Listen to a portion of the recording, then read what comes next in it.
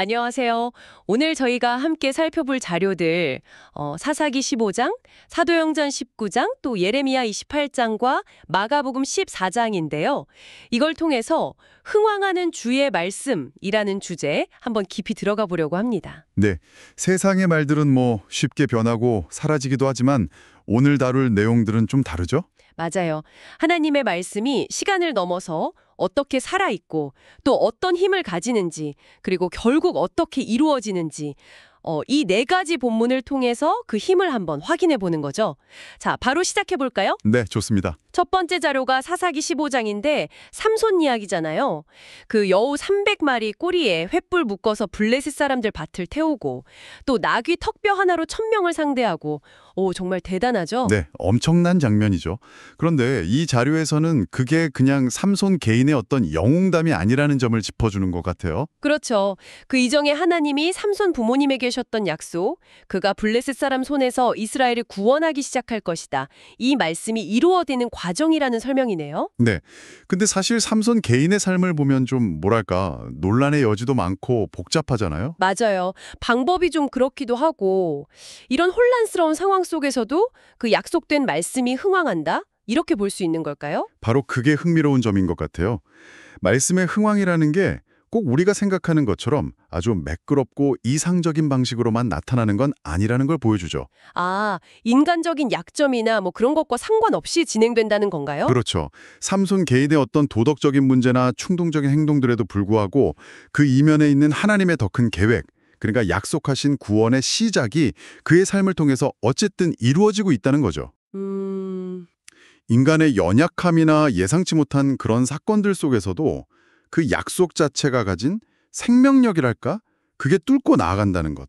이게 약속된 말씀의 성취가 가진 한 모습일 수 있다는 생각이 듭니다. 네, 인간적인 혼란 속에서도 약속은 그 길을 찾아가는군요.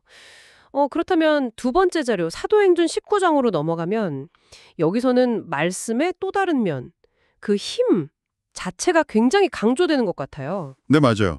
에베소에서 바울이 말씀을 전할 때 나타난 현상들이 정말 강력하죠. 병이 낫고 악기가 떠나가고 심지어 바울이 쓰던 손수건이나 앞치마 그걸 가져가기만 해도 병이 나았다고 기록되어 있으니까요. 네. 그 결과로 사람들이 가지고 있던 그 비싼 마술책들을 막 불사르는 일까지 벌어지잖아요. 그 장면이 참 인상적이죠. 성경은 이걸 주의 말씀이 힘이 있어 흥왕하여 세적을 얻으니라 이렇게 요약하는데요. 이건 단순히 약속이 이루어졌다 정도를 넘어서는 것 같아요. 그렇죠. 말씀 자체가 세상을 바꾸는 어떤 능동적인 힘으로 작용하는 거죠. 에베소라는 도시가 당시 우상 숭배와 마술이 굉장히 성행했던 곳인데 그 문화의 근간을 흔드는 사건이었을 겁니다. 네, 그러니까 말씀이 그냥 위로나 교훈 정도가 아니라 실제 사회 구조나 사람들의 삶을 구체적으로 변화시키는 어떨 땐 좀 파괴적이기도 하고 또 창조적이기도 한 그런 에너지로 느껴지네요. 맞습니다. 그 힘의 구체성 그리고 그 파급력 이게 사도행전에서 보여주는 흥왕하는 말씀의 특징인 것 같아요. 약속의 성취 그리고 강력한 힘 여기에 이어서 예레미야 28장을 보면 이번에는 말씀의 진실성 그러니까 반드시 그대로 이루어진다는 측면이 부각되는 것 같습니다. 네, 거짓 선지자 하나냐와 참 선지자 예레미야의 대립이죠. 하나냐는 사람들이 듣기 좋아하는 말, 곧 평화가 올 거라고 예언했지만 예레미야는 좀 듣기 불편하더라도 하나님의 진짜 말씀을 전했죠. 바벨론의 압제가 계속될 거라고. 결국 어떻게 됐나요? 하나냐는 그 해에 죽고 바벨론의 지배는 예레미야 말대로 계속되었죠. 네, 말씀대로 되어짐. 이걸 정말 명확하게 보여주는 사건이에요. 달콤한 거짓말은 사라지지만 하나님의 말씀은 결국 현실로 드러난다는 거죠. 그렇죠. 근데 당시 사람들은 누가 진짜 하나님의 말씀을 전하는지 분별하기가 쉽지 않았을 것 같아요.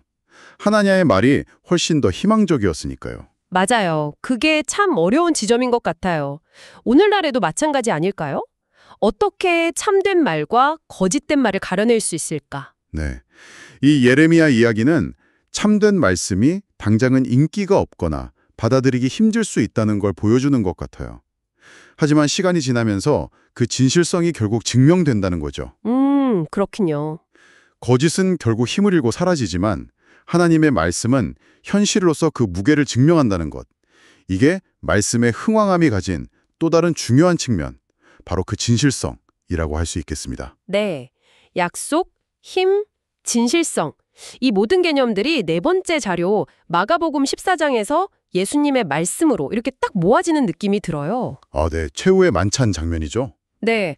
거기서 예수님이 떡과 잔의 의미를 설명하시고 또 제자들이 자기를 배신하고 부인할 것도 미리 말씀하시고 그리고 결정적으로 당신의 부활, 내가 살아난 후에 너희보다 먼저 갈릴리로 갈 것이다.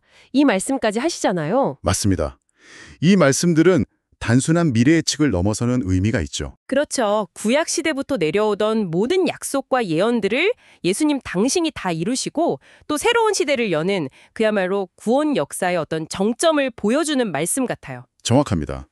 예수님의 말씀은 그 자체로 과거의 약속들, 예를 들면 삼손 시대의 약속 같은 것들, 그리고 현재 나타나는 능력, 에베소에서 봤던 그런 힘, 그리고 미래에 확증될 진리, 예레미야가 말했던 것 같은 그런 진리, 이 모든 것을 하나로 꿰뚫으면서 완성시키는 거죠. 아, 모든 것을 아우르는 최종적인 말씀이군요. 네, 예수님의 삶과 죽음, 그리고 부활 자체가 하나님의 말씀이 최종적으로 흥왕하는 그 사건이고 그 이후 모든 시대를 향한 약속과 능력, 또 진리의 근원이 된다는 의미입니다. 이 자료들은 결국 이 예수 그리스도의 말씀을 통해서 흥왕하는 말씀의 완전한 의미를 파악하라고 제시하는 것 같습니다. 네, 오늘 이렇게 쭉 살펴보니까요.